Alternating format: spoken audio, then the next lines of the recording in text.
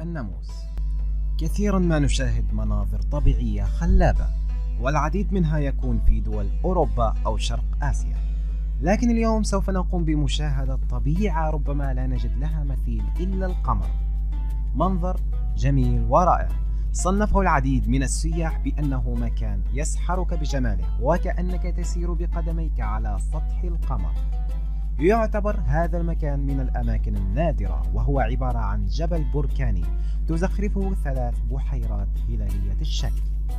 يقع واو الناموس في جنوب وسط ليبيا، في منطقة منعزلة جنوب الهروج الأسود بنحو 100 كيلومتر وسط سطح سرير تبستي.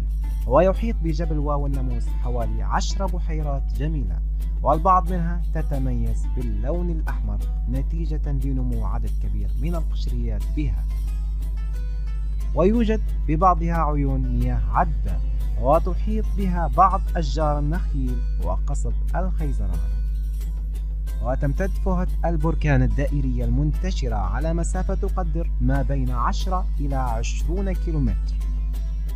تشير معظم الدراسات العلمية إلى أن التسمية بواو الناموس أتت بسبب أفواج البعوض التي كانت تنتشر في هذا المكان، حيث يسمى محليا بالناموس.